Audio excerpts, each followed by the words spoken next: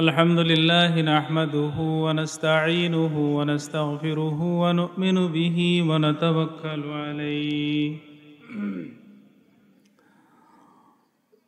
ونعوذ بالله من شرور أنفسنا ومن سيئات أعمالنا من يهده الله فلا مضل له ومن يضلل فلا هادي له وأشهد أن لا إله إلا الله وحده لا شريك له وأشهد أن سيدنا وحبيبنا ومولانا محمدا عبده ورسوله صلى الله عليه وعلى آله وأصحابه وبارك وسلم تسليما كثيرا كثيرا أما بعد أعوذ بالله من الشيطان الرجيم بسم الله الرحمن الرحيم وقضى ربك ألا تعبدوا إلا إياه وبالوالدين إحسانا إما يبلغن عندك الكبر أحدهما أو كلاهما فلا تقل لهما أف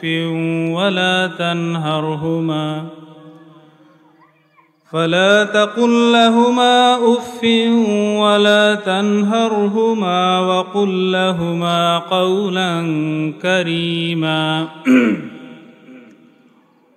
واخفض لهما جناح الذل من الرحمة وقل رب ارحمهما كما ربياني صغيرا صدق الله العظيم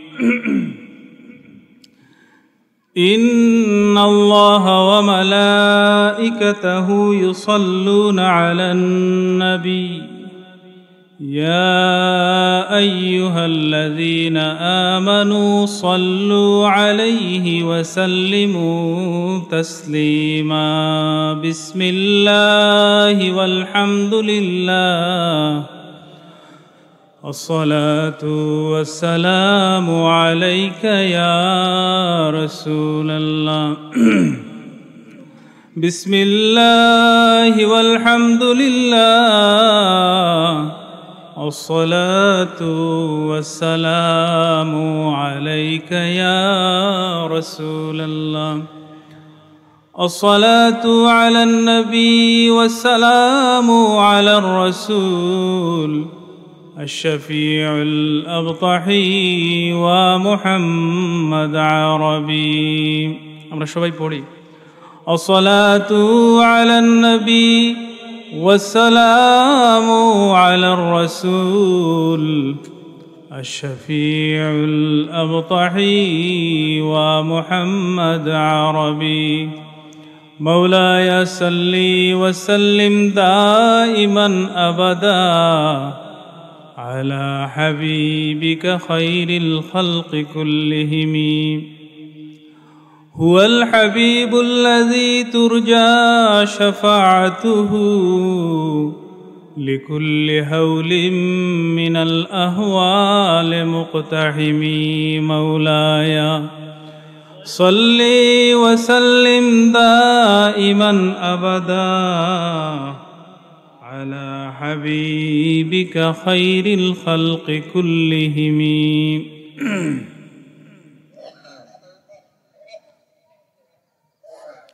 বড়গাছ আহমদিয়া লতিফিয়া হাফিজিয়া মাদ্রাসার উদ্যোগে আজকের এই বার্ষিক ওয়াজ মাহফিলের সম্মানিত হাজিরিন, রসুল পাক সাল্লাল্লাহু আলাইহি সাল্লাম ইরশাদ করেছেন আদ-দীন ওয়ান নাসিহা, যে সদুপদেশ দেওয়াই হচ্ছে দিন। কিন্তু এই নসিহত করা এটা অত্যন্ত গুরুত্বপূর্ণ একটা বিষয়। এই নসিহত করা সকলের দ্বারা সম্ভব নয়, অনেক যোগ্যতার প্রয়োজন হয়। অনেক গুণের সমাহারের প্রয়োজন হয়। কিন্তু আল্লাহ নবীর অন্য একটা হাদিস আছে, বাল্লিগু আন্নি ওয়ালাউ আয়া, আমার পক্ষ থেকে একটি আয়াত হলেও মানুষের কাছে পৌঁছে দাও। এই হাদিসের উপর ভিত্তি করে আজকে আপনাদের সাথে আমি কিছু কথা আলোচনা করব। মহান আল্লাহ পাক আপনাদের এবং আমার জন্য উপকারী কিছু কথা বলার তৌফিক দান করুন, আল্লাহুম্মা আমিন। সুবহানাকা লা ইলমা লানা ইল্লা মা আল্লামতানা ইন্নাকা আনতাল আলিমুল হাকীম। আমরা সকলে পড়ি সুবহানাকা লা ইলমা লানা ইল্লা মা আল্লামতানা ইন্নাকা আনতাল আলিমুল হাকীম। আল্লাহ পাক অত্যন্ত মেহেরবানি করে মানুষের ঘরে আমাদেরকে জন্ম দিয়েছেন, আশরাফুল মাখলুকাত হিসাবে সৃষ্টি করেছেন। আল্লাহ পাকের দয়ার কোনো সীমা পরিসীমা নেই। আল্লাহ পাক আমাদেরকে যত নিয়ামত বরকত দিয়েছেন সেগুলোর সীমা পরিসীমা নেই। কালামুল্লাহ শরীফে আল্লাহ পাক ইরশাদ করেছেন, ওয়া ইন তাউদ্দু নি'মাতাল্লাহি লা তুহসুহা, যে আমার নিয়ামত যদি তোমরা গণনা করতে চাও তা গুণে শেষ করতে পারবে না।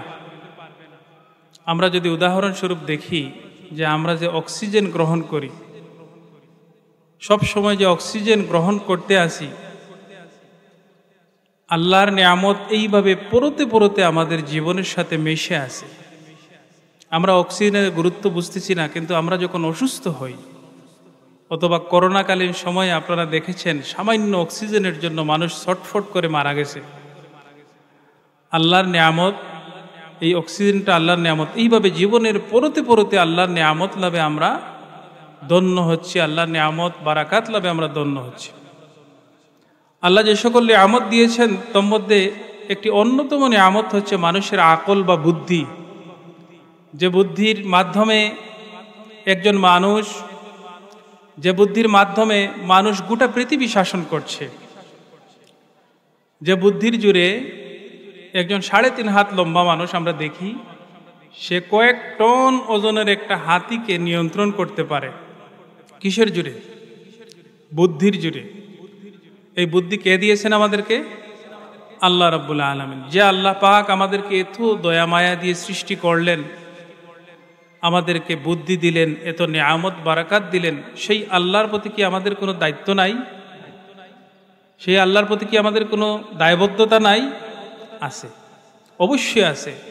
যে আল্লাহর প্রতি আমাদের দায়বদ্ধতা হচ্ছে যে আমরা আল্লাহ চান, আল্লাহর সৃষ্টির মূল উদ্দেশ্য হচ্ছে যে আমরা আল্লাহর ইবাদত করব। শুধু আমরা নয়, আল্লাহ পাক মানব এবং জিন জাতিকে সৃষ্টি করেছেন একমাত্র তার ইবাদত করার জন্য, মূল উদ্দেশ্য। এবং আমাদেরকে আল্লাহ পাক যে জীবন এবং মৃত্যু দিয়েছেন, এই জীবন এবং মৃত্যু দেওয়ার মূল উদ্দেশ্য হচ্ছে তিনি আমাদেরকে পরীক্ষা করবেন। কালামুল্লাহ শরীফে আল্লাহ পাক ইরশাদ করেছেন, আল্লাযী খালাকাল মাউতা ওয়াল হায়াতা লিয়াবলুয়াকুম আইয়ুকুম আহসানু আমালা। তিনি তোমাদেরকে জীবন এবং মৃত্যু দিয়েছেন। আল্লাহ পাক আমাদেরকে জীবন এবং মৃত্যু দিয়েছেন যাতে আমাদেরকে পরীক্ষা করতে পারেন যে আমরা কে বেশি আমল করি এবং কে কম আমল করি, কে আল্লাহর পথে চলি এবং কে আল্লাহর পথ থেকে বিপথগামী হই। সুতরাং দয়াময় আল্লাহ আমাদেরকে সৃষ্টি করে বড় মায়া করে এই দুনিয়ায় পাঠিয়েছেন তার ইবাদত করার জন্য, আল্লাহর পথে চলার জন্য। আমি যে কথাটি বলছিলাম যে আল্লাহ পাক আমাদেরকে যত নিয়ামত বরকত দিয়েছেন তোর মধ্যে একটা অন্যতম নিয়ামত হচ্ছে আমাদের মাতা পিতা। আমাদের মাতা পিতা। আমি যে আয়াত শরীফ তেলাওয়াত করেছি, এই আয়াত মাতা পিতার অধিকার সম্পর্কিত আয়াত। মাতা পিতা হচ্ছেন আল্লাহর দেওয়া সবচেয়ে বড় নিয়ামতের মধ্যে একটি অন্যতম নিয়ামত। যে মাতা পিতার মাধ্যমে আমরা এই দুনিয়ায় এসেছি, আমরা এই দুনিয়ায় আলোর মুখ দেখেছি। যে মাতা পিতা, বিশেষ করে মা, একজন মা কত কষ্ট করে আমাদেরকে পেটে ধারণ করেছেন এবং সন্তান প্রসব করেছেন। তারপরে তিনি আমাদেরকে, আমাদের মাতা এবং পিতা মিলে আমাদেরকে লালন পালন করেছেন। সেই কষ্টটা বুঝতে হলে নিজেকে মা অথবা বাবা হতে হবে। আমরা আগে সেটা বুঝতে পারি নাই, নিজে যখন বাবা হয়েছি তখন মাতা পিতার কষ্টটা কিছুটা হলেও আমরা এখন অনুমান করতে পারি যে কতটুকু কষ্ট করে তারা তাদের আরাম আয়েশ ত্যাগ করে তাদের ঘুম নষ্ট করে আমাদেরকে তারা লালন পালন করেছেন। তো এই যে নিয়ামত আল্লাহ পাক আমাদেরকে দিলেন, এই যে মাতা পিতার জন্য আমাদের কি কোনো দায়িত্ব নেই? তাদের জন্য কি আমাদের কোনো তাদের প্রতি আমাদের কি কোনো দায়িত্ব নেই? এই মাতা পিতার জন্য আমাদের অনেক দায়িত্ব আছে, অনেক দায়িত্ব আছে, যেটা আল্লাহ পাক কালামুল্লাহ শরীফের মাধ্যমে এবং আল্লাহ নবী সাল্লাল্লাহু আলাইহি সাল্লাম হাদিসের মাধ্যমে, অসংখ্য হাদিসের মাধ্যমে আমাদেরকে সেটার গুরুত্ব বুঝিয়ে দিয়েছেন। কালামুল্লাহ শরীফে আল্লাহ পাক অসংখ্য জায়গায় মাতা পিতার প্রতি সদাচরণের জন্য আমাদেরকে নির্দেশ দিয়েছেন যে মা বাবার প্রতি সদাচরণ করবে। এবং আল্লাহ নবী সাল্লাল্লাহু আলাইহি সাল্লামের অসংখ্য হাদিস আমরা পাই, যে হাদিসে মাধ্যমে আল্লাহ নবী সাল্লাল্লাহু আলাইহি সাল্লাম আমাদেরকে পিতামাতার প্রতি সৎ ব্যবহার করা, তাদের ভরণ পোষণ করা, তাদের জন্য দোয়া করার ব্যাপারে আমরা উৎসাহিত হই, আমাদের শিক্ষা পাই। আল্লাহ নবী সাল্লাল্লাহু আলাইহি সাল্লাম আমাদেরকে সেই শিক্ষা দিয়ে গেছেন। তো আল্লাহ রাব্বুল আলামিন কালামুল্লাহ শরীফে ইরশাদ করেছেন, ওয়া'বুদুল্লাহ ওয়ালা তুশরিকু বিহি শাইআন ওয়া বিল ওয়ালিদাইনি ইহসানা। তোমরা আল্লাহর ইবাদত করো এবং আল্লাহর সাথে কাউকে শরীক করো না, এবং পিতামাতার সাথে সদ্ব্যবহার করো।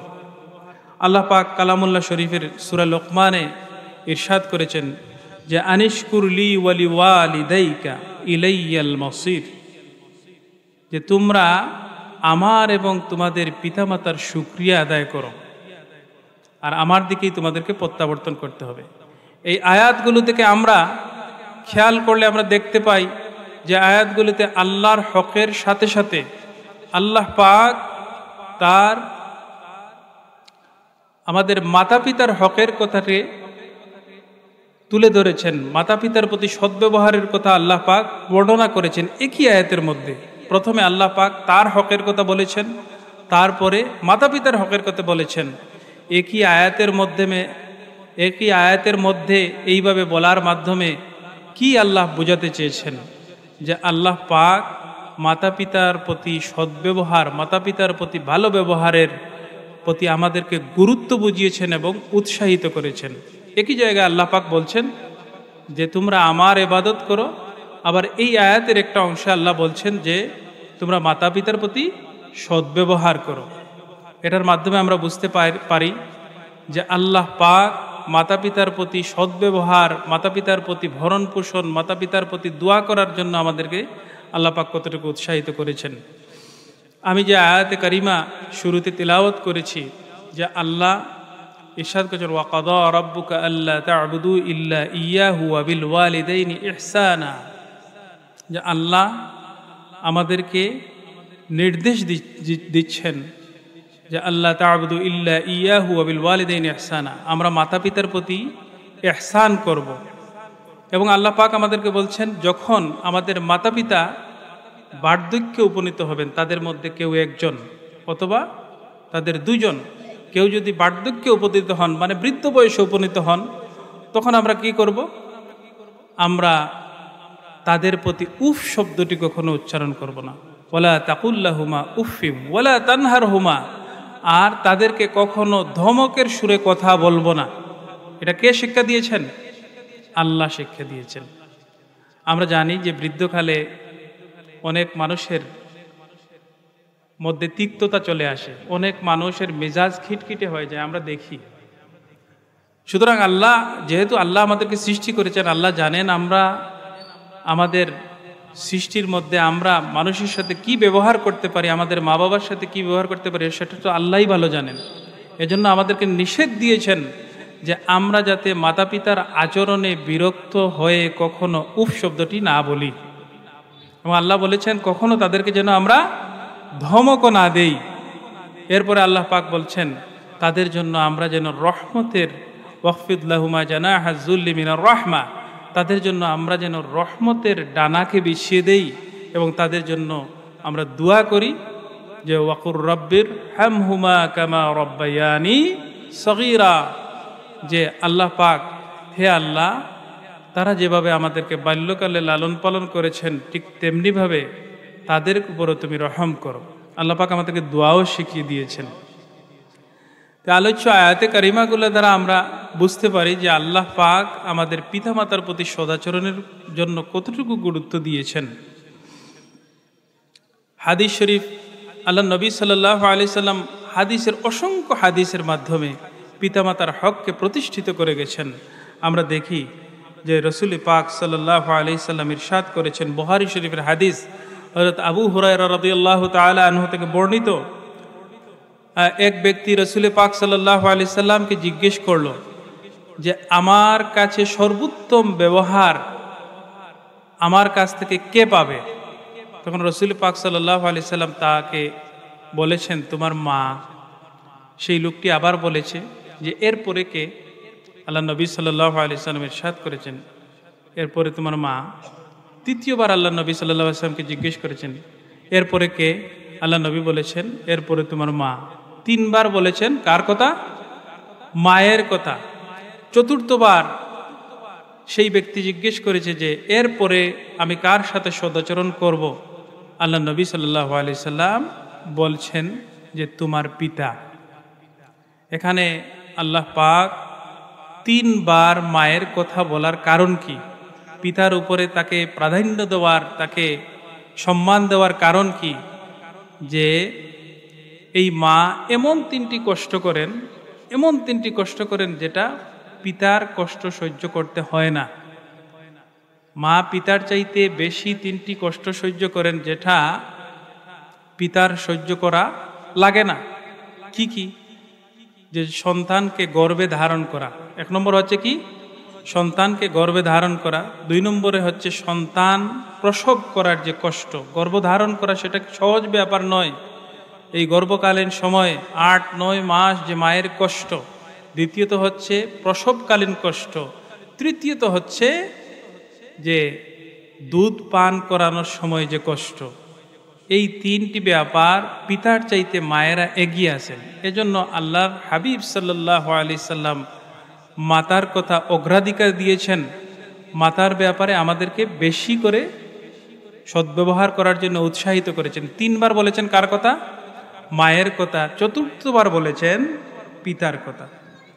বুখারী শরীফের অন্য একটি হাদিস, হযরত আব্দুল্লাহ ইবনে আমর রাদিয়াল্লাহু তাআলা আনহু হতে বর্ণিত, যে এক ব্যক্তি রাসূল পাক সাল্লাল্লাহু আলাইহি ওয়াসাল্লামের নিকট আসলো, এসে বলল, ইয়া রাসূলুল্লাহ, আমি জিহাদ করতে চাই, আমি জিহাদে যেতে চাই। রাসূল পাক সাল্লাল্লাহু আলাইহি ওয়াসাল্লাম তাকে জিজ্ঞেস করলেন, তোমার পিতামাতা কি জীবিত আছেন? সে বলল, হ্যাঁ ইয়া রাসূলুল্লাহ। তিনি বললেন, যাও, তোমার পিতামাতার মাধ্যমে তুমি গিয়ে জিহাদ করো। মানে হচ্ছে পিতামাতার খেদমতের মাধ্যমে জিহাদ করো। এই পিতামাতার খেদমতকে আল্লাহ রসুল সাল্লাল্লাহু আলাইহি সাল্লাম জিহাদের উপরে স্থান দিয়েছেন। সেই ব্যক্তিকে, সেই সাহাবীকে আল্লাহ নবী সাল্লাল্লাহু আলাইহি সাল্লাম নির্দেশ দিয়েছেন যে তোমার জিহাদে যাওয়ার দরকার নাই, তুমি যাও, গিয়ে তোমার পিতামাতার খিদমত করো। এভাবে অসংখ্য হাদিস পাওয়া যায়। আল্লাহ পাক আমাদের সকলকে পিতামাতার খিদমত করার, পিতামাতার সাথে ভালো ব্যবহার করার তৌফিক দান করেন। আল্লাহুম্মা আমিন। মুসলিম শরীফের একটা হাদিস, হযরত আবু হুরায়রা রাদিয়াল্লাহু তাআলা আনহু হতে বর্ণিত, আল্লাহ নবী সাল্লাল্লাহু আলাইহি সাল্লাম একদিন ইরশাদ করলেন যে তার নাক, বলতেছেন আল্লাহ নবী সাল্লাল্লাহু আলাইহি সাল্লাম, যে তার নাক ধুলায় দূষিত হোক, ধুলামলিন হোক। কারণ নাকে মাটি লেগে যাওয়া সেটা আরব দেশে অনেক লজ্জার একটা ব্যাপার। কারণ নাকে মাটি লেগে যাওয়া, আল্লাহ নবী সাল্লাল্লাহু আলাইহি সাল্লাম বলছেন যে তার নাক ধুলায় দূষিত হোক, তার নাকে মাটি লেগে যাক। এভাবে আল্লাহ নবী সাল্লাল্লাহু আলাইহি সাল্লাম 3 বার বললেন।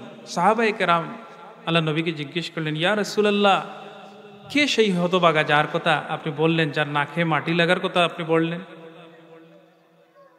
আল্লাহ নবী সাল্লাল্লাহু আলাইহি সাল্লাম তাকে ইরশাদ করলেন যে এমন ব্যক্তি যে তার পিতামাতাকে বৃদ্ধ অবস্থায় পেল কিন্তু জান্নাতে যেতে পারল না। সুবহানাল্লাহ। এমন ব্যক্তি যে তার পিতামাতা কাউকে বৃদ্ধ অবস্থায় পেল কিন্তু জান্নাতে যেতে পারল না। এই হাদিস থেকে আমরা কি বুঝি? রসুলে পাক সাল্লাল্লাহু আলাইহি সাল্লাম বলছেন যে কেউ যদি তার পিতামাতাকে বৃদ্ধ অবস্থায় পায়, তার খেদমত করে তাদেরকে যদি সন্তুষ্ট করতে পারে, তাহলে আমাদের জন্য জান্নাত অবধারিত। পিতামাতার খেদমতের মাধ্যমে কি লাভ করা যায়? জান্নাত লাভ করা যায়। ইবনে মাজাহ শরীফের অন্য একটি হাদিসে হযরত আবু উমামা রাদিয়াল্লাহু তাআলা আনহু থেকে বর্ণিত, রসুল পাক সাল্লাল্লাহু আলাইহি সাল্লামকে এক ব্যক্তি জিজ্ঞেস করলো, ইয়া রাসূলুল্লাহ, যে আমার উপর পিতামাতার হক কি?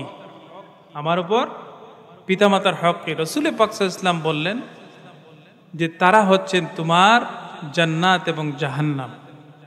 এই হাদিস দ্বারা আমরা কি বুঝলাম? যে একজন ব্যক্তির জন্য তার পিতা জান্নাতের পথও হতে পারেন, জাহান্নামের পথও হতে পারেন। পিতামাতা জান্নাত জাহান্নাম উভয় দিকে যাওয়ার রাস্তা হতে পারেন। আপনি যদি পিতামাতার প্রতি সদাচরণ করেন, তাদের প্রতি ভালো ব্যবহার করেন, তাদের ভরণ পোষণ করেন, তাহলে আপনার জন্য জান্নাত অবধারিত। আর আপনি যদি তাদের সাথে খারাপ আচরণ করেন, তাহলে আপনাদের জন্য জাহান্নাম অবধারিত। রসুল পাক সাল্লাল্লাহু আলাইহি সাল্লাম এভাবে অসংখ্য হাদিসের মাধ্যমে আমাদেরকে পিতামাতার খেদমতের কথা, পিতামাতার খেদমতের প্রতি উৎসাহিত করেছেন, আমাদেরকে শিক্ষা দিয়েছেন। কারণ এই পিতামাতা আমাদের জন্য অনেক কষ্ট করেছেন। বাল্যকালে তারা, এমনকি শীতের সময়, বর্তমান জমানায় আমরা যখন একটা বাচ্চা যখন নড়াচড়া করতে পারে না, একজন বাচ্চাকে আমরা দেখি যে সে তো জায়গা থেকে নড়াচড়া করতে পারে না, সে খাবার খেতে পারে না, এমনকি নিজের প্রস্রাব পায়খানাও যাওয়ার কোনো ক্ষমতা থাকে না। সেই সময় দয়া দিয়ে, মায়া দিয়ে যারা আমাদেরকে লালন পালন করেছেন, তারা হচ্ছেন আমাদের পিতামাতা। সুতরাং আমরা পিতামাতার প্রতি আমরা ভালো ব্যবহার করব এবং তাদের ভরণ পোষণের ব্যবস্থা করব। শুধুমাত্র ভালো ব্যবহার করলেই হবে না, তাদের জন্য আমরা ভরণ পোষণের ব্যবস্থা করতে হবে, তাদের জন্য দোয়া করতে হবে। আল্লাহ আমাদেরকে শিখিয়ে দিয়েছেন তাদের জন্য কি দোয়া করব আমরা? রব্বির হামহুমা, সবগুলো বলি, রব্বির হামহুমা কামা রব্বায়ানি সগীরা, রব্বির হামহুমা কামা রব্বায়ানি সগীরা। বর্তমান জমানা ফিতনার জমানা। এই সময়ে মানুষ পিতামাতার প্রতি আমরা দেখি যে সদাচরণ করে না, পিতামাতার প্রতি ভালো ব্যবহার করে না। অনেক জায়গায় যারা টাকা পয়সাওয়ালা মানুষ, যারা ধনী এবং যারা শিক্ষিত সমাজের একটা বড় অংশ, আমরা দেখি যে পিতামাতাকে নিজের সাথে রাখতেই চায় না, তারা তাদেরকে বৃদ্ধাশ্রমে দিয়ে দিতে চায়। আমাদেরকে একটা জিনিস খুব ভালোভাবে মনে রাখতে হবে যে আপনি আজ আপনার পিতামাতার সাথে যে আচরণ করবেন, ঠিক তেমনিভাবে আপনার সন্তানরা আপনার সাথে সেই আচরণ করবে। সুতরাং আপনারা কখনো পিতামাতাকে বৃদ্ধাশ্রমে দেবেন না, তাদের দোয়া থেকে আপনারা মাহরুম হবেন না। আপনারা দেখেন বাল্যকালে একজন মায়ের যদি কয়েকজন সন্তান থাকে, কয়েকজন সন্তান থাকলে বাচ্চাদের মধ্যে প্রতিযোগিতা হয়। কি হয়? প্রতিযোগিতা হয় যে আমার আম্মা, একজন বলে আমার আম্মা, আরেকজন বলতেছে, টানাটানি করে আমার আম্মা, সে নিতে চায় তার বাগে, এ নিতে চায় তার বাগে। কিন্তু যখন বয়স হয় তখন আমরা ঠিক উল্টা চিত্র দেখি। আমরা দেখি যে তারা একজনকে আরেকজন তার মায়ের ভাগকে দিয়ে দিতে চায়, যে তোমার মা, তুমি নিয়ে যাও। বাল্যকালের ঠিক বিপরীত আমরা দেখি না? কিন্তু ছোটবেলায় সেই মাকে নিয়ে কাড়াকাড়ি, বৃদ্ধ বয়সে সেই মাকে ঠেলে দেওয়ার একটা প্রবণতা আমরা লক্ষ্য করি।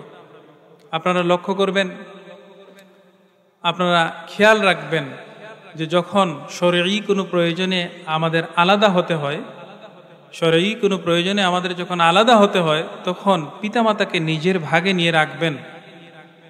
তাদেরকে নেওয়ার মাধ্যমে আপনাদের রিজিকের মধ্যে কোনো কমতি হবে না, আপনাদের কোনো কিছুতে টান পড়বে না, বরং আল্লাহ পাক রহমত বরকত দিয়ে আপনার ঘরকে পরিপূর্ণ করে দেবেন। ইনশাল্লাহ আমরা সকলে চেষ্টা করব।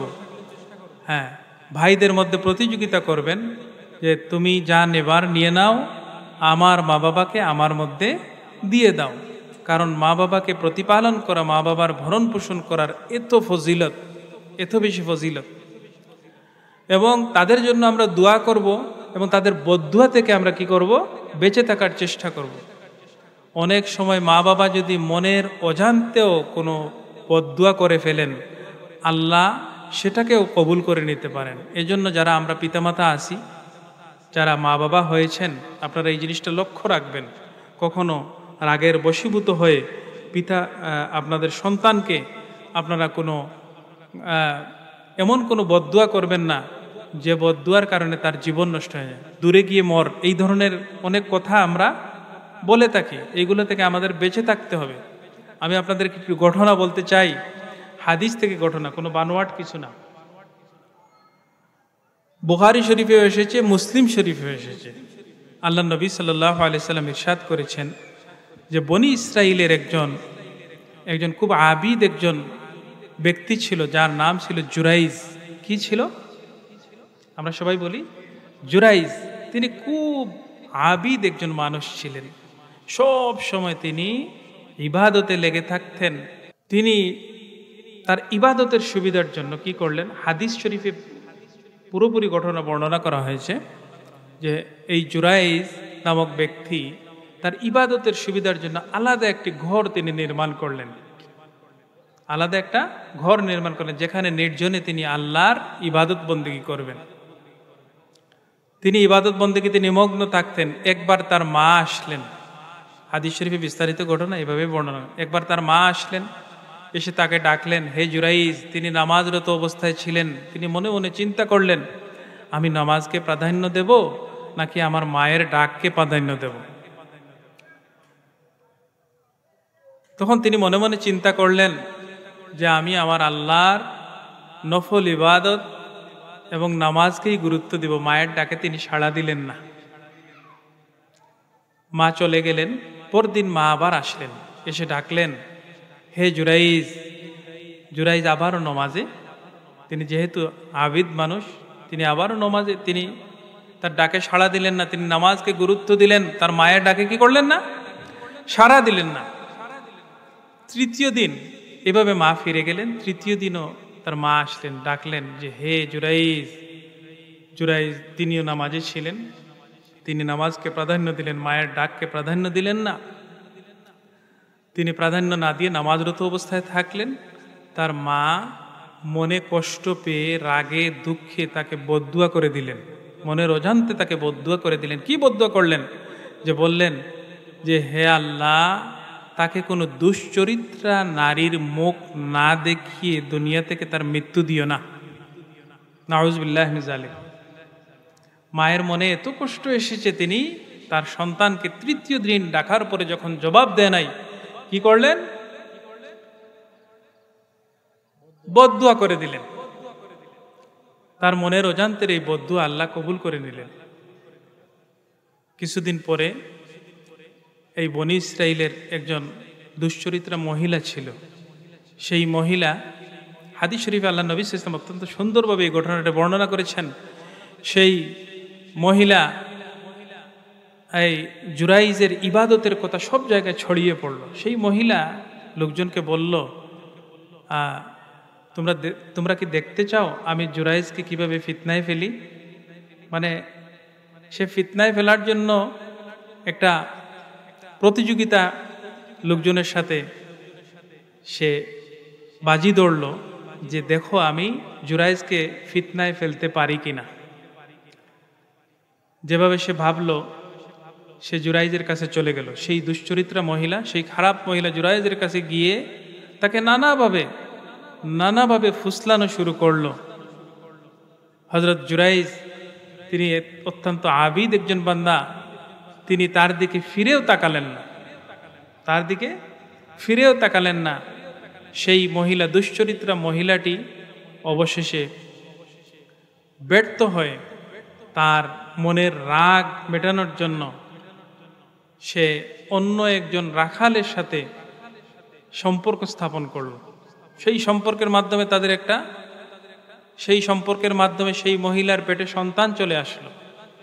যখন সন্তান ভূমিষ্ঠ হলো, সে বলতে লাগলো যে এই সন্তান হচ্ছে জুরাইজের সন্তান। নাউজুবিল্লাহ। তো লোকজনকে বলতে লাগলো এটা হচ্ছে জুরাইজের সন্তান। তার যে সেই রাগ মেটানোর জন্য সে এটা বলতে লাগলো। লোকজন চলে আসলো, জুরাইজের যে ইবাদতখানা ছিল সেই ইবাদতখানাকে ভেঙ্গে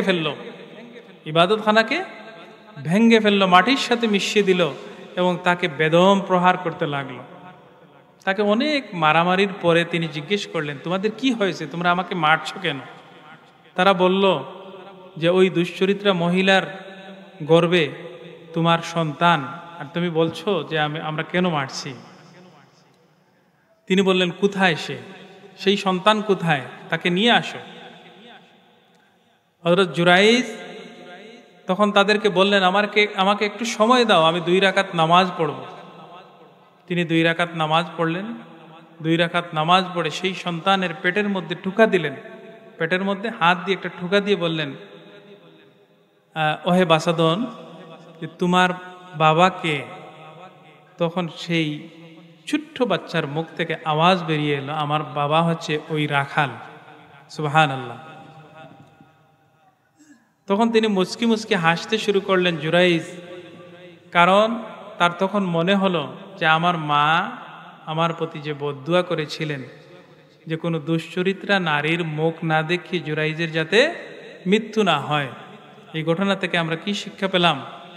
এই ঘটনা থেকে আমরা শিক্ষা পেলাম যে কখনো কাউকে বদদুয়া করতে নেই। বিশেষত আমরা যারা আল্লাহ পাক যাদেরকে সন্তান দিয়েছেন, আমরা যেন এই ব্যাপারে সতর্ক থাকি, যাতে কাউকে বদদুয়া না করি, আমাদের সন্তানদেরকে বদদুয়া না করি।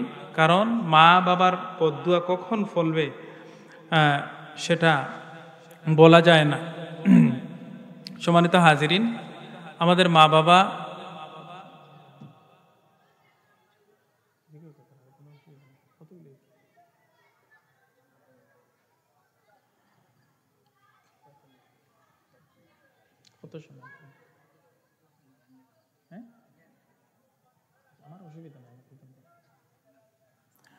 সম্মানিত হাজিরিন, রাত অনেক গভীর হয়েছে, আপনারা শীতের মধ্যে কষ্ট করে বসেছেন।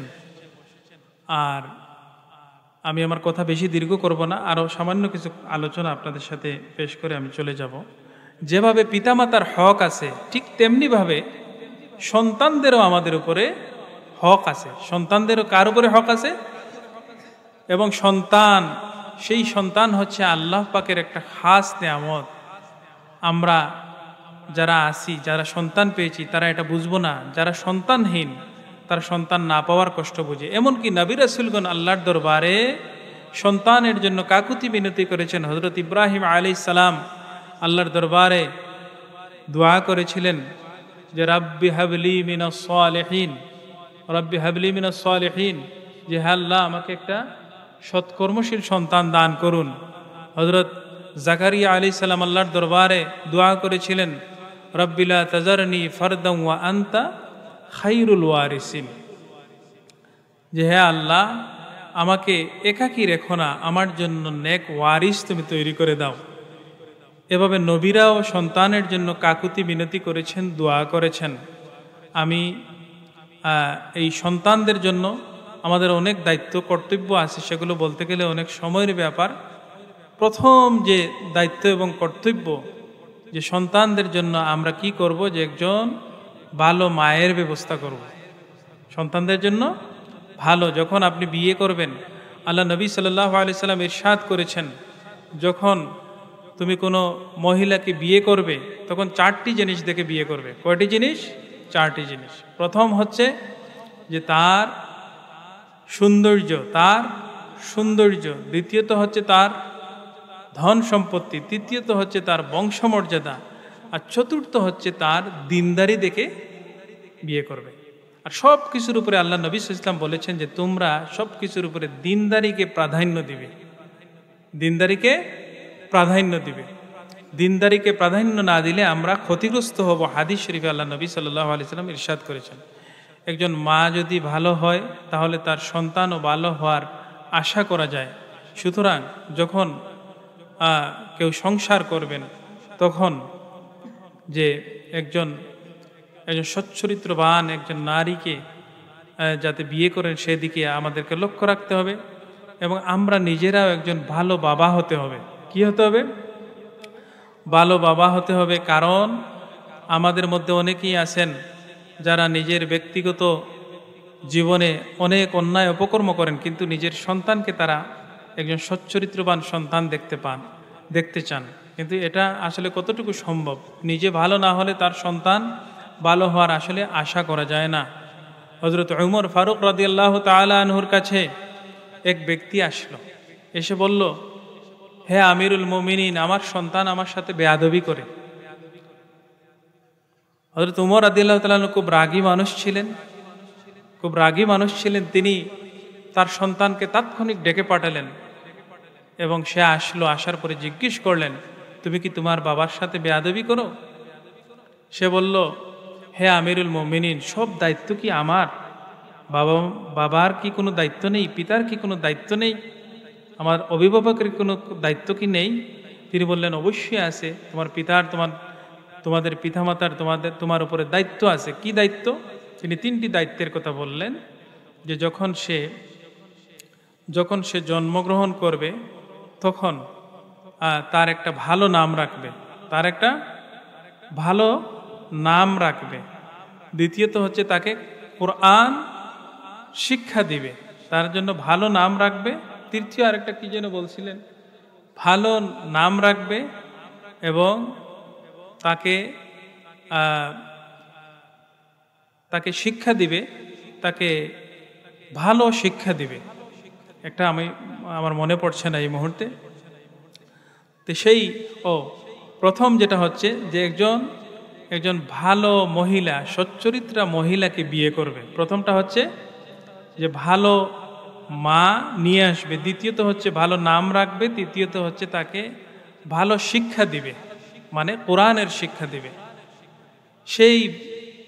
সেই ছেলেটি বলল, হে আমিরুল মুমিনিন, আমার বাবা এই 3টার মধ্যে কোনোটাই করেন নাই। তিনি বিয়ে করেছেন এক অগ্নি উপাসকের দাসীকে, নিগ্রো একজন মহিলাকে তিনি বিয়ে করেছেন, মানে তার মায়ের কথা বলতেছে, যে নিগ্রো একজন মহিলাকে বিয়ে করেছেন এবং সে আমার নাম রেখেছে হুনফাসা মানে হচ্ছে গোবরে পোকা। তার নাম রেখেছে গোবরে পোকা বা চামচিকা, এবং আমাকে কোরআনের কোনো কিছু সে শিক্ষা দেয় নাই। তখন ওমর রাদিয়াল্লাহু তাআলা আনহু বললেন যে, তুমি তার প্রতি তার হক আদায় করনি, আবার আসছো নিজের হক নিতে। এজন্য আমরা যারা পিতা হয়েছি, আমরাও আমাদের সন্তানদের যত হক আছে আমরা সেগুলো আদায় করার চেষ্টা করব। অনেক হক আছে, যে তার জন্মের আগে তার জন্য আমি যেটা বলেছি, তার ভালো মায়ের ব্যবস্থা করা। দ্বিতীয়ত হচ্ছে ভালো সন্তানের জন্য আমরা দোয়া করব। কি দোয়া করব সেটা আমাদেরকে শিখিয়ে দিয়ে গেছেন, রব্বানা হাবলানা মিনা আজওয়াজিনা ওয়া যুররিয়াতিনা কুররাতা আয়ুনিন ওয়াজআলনা লিল মুত্তাকিনা ইমামা। এরপরে তার যখন জন্ম হবে, জন্মের পর আমরা তার কানে, আমার সময় নষ্ট করি না তো, ঠিক আছে, এই সময় শেষ আমরা কই যাবে বুঝিয়ে না, তৌফিকটা একটু দাও।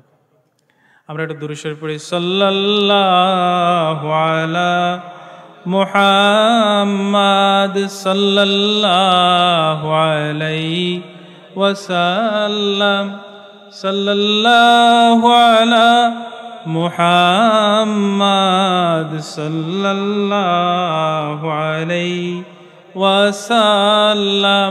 রাত গভীর হয়ে যাচ্ছে, সন্তানের হক সম্পর্কে যদি আলোচনা করতে চাই তাহলে অনেক সময় লাগবে। আমি একটি ঘটনা বলে আপনাদেরকে শেষ করব। আমরা আমাদের সন্তানদের জন্য সবসময় দোয়া করব। সন্তানদের জন্য কি করব? দোয়া করব। তাদের জন্য কখনো আমরা বদদুয়া করব না। কাবার এক ইমাম, যার নাম ছিল আদিল আল কালবানি, কালবানি,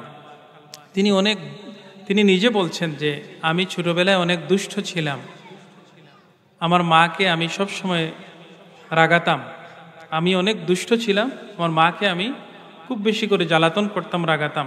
আমার মা সবসময় আল্লাহর দরবারে দোয়া করতেন, আমাদের জন্য কখনো বদদুয়া করতেন না। তিনি ভালো দোয়াকে আমার জন্য তার রাগ মেটানোর একটা কৌশল হিসাবে নিয়েছিলেন। আমি যখন সেই কালবানি বলতেছেন, আমি যখন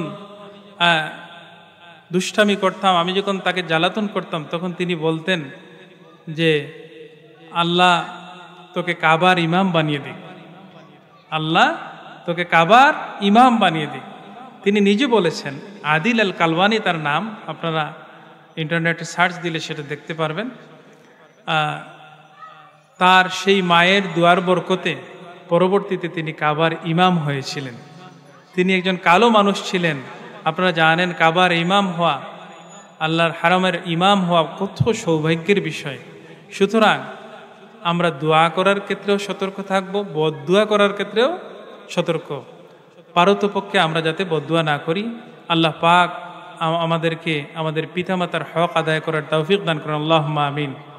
আর আমরা যারা পিতামাতা হয়েছি, আমাদেরকে সন্তানের হক আদায় করার তৌফিক দান করুন। আমি আমার কথা আর দীর্ঘ করছি না।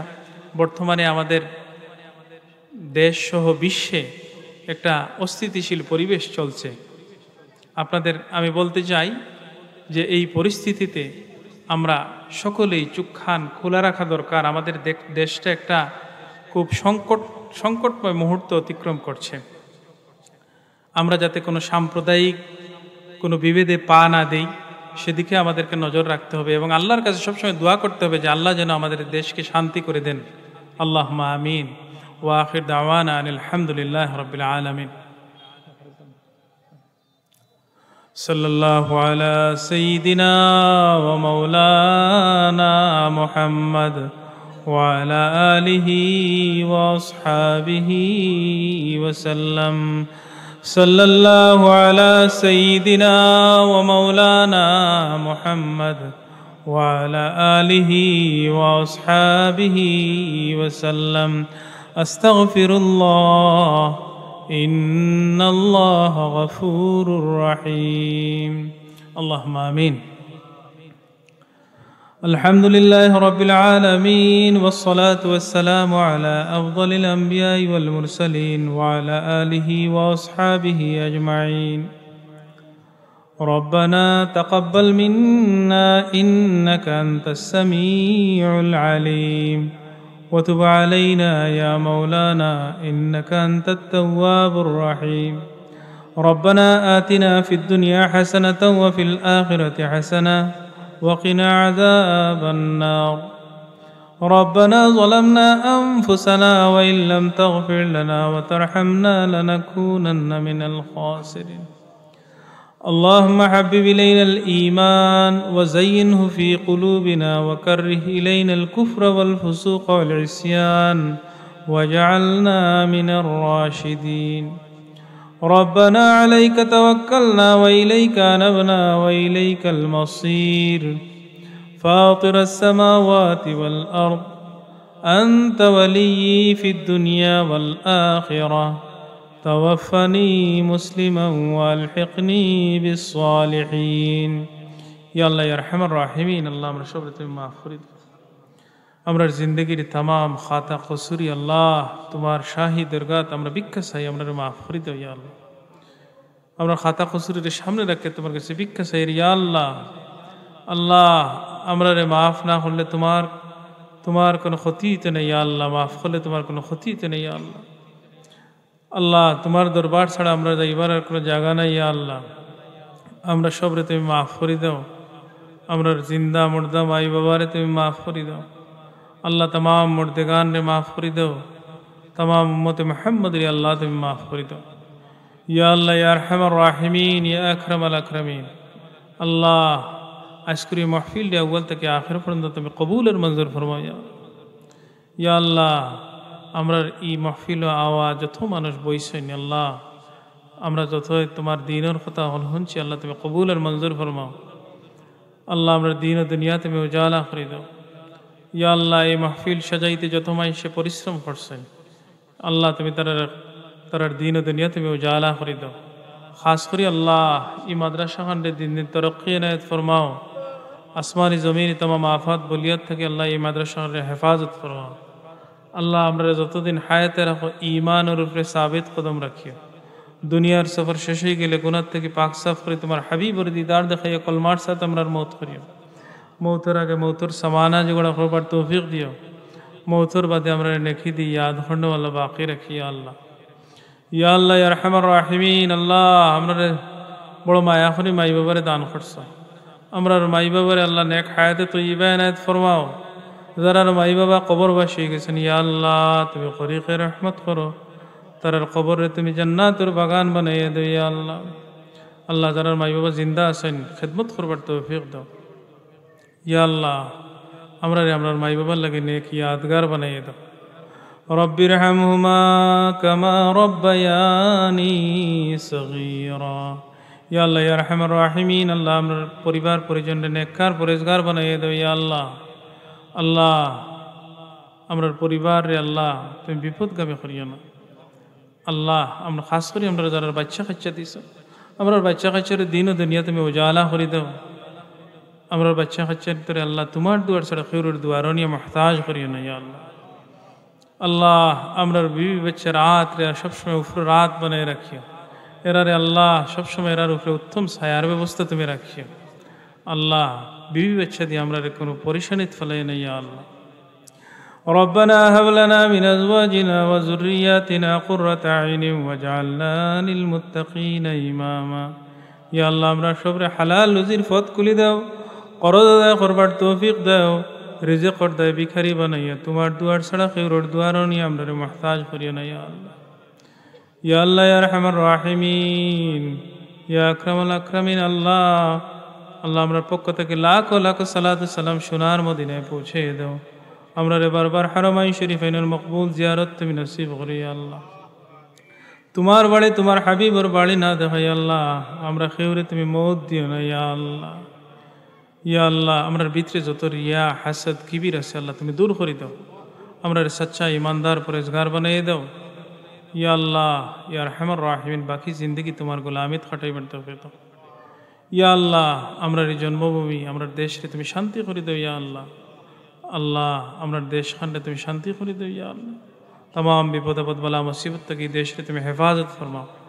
हमारे परिवार पर तुम्हें हिफाजत फरमाओ या अल्लाह या रहमान राहिमीन। अस्करी हाजिरी देवारे अल्लाह तुम्हें कबूल और मंजूर फरमाओ और तुम्हार वास्ते बनाई दो अल्लाह। আমরা যারা যত ভুল ভ্রান্তি আছে আল্লাহ তোমার কাছে মাফ চাই। এই মাহফিলের মাঝে যত যে মানুষের হাত তোমার পছন্দ লাগে তার নসিলা আল্লাহ আমরা দুয়ারে কবুল আর মঞ্জুর ফরমাও। তোমার হাবিবের ওসিলা আল্লাহ আমরা দুয়ারে কবুল আর মঞ্জুর ফরমাও या अल्लाह আমরা পীর মুর্শিদ সাহেব কিবলার দরজারে তুমি বলন করে দাও। तन तमाम खिदमत रे तुम्हें कबूल फरमाओ या अल्लाह।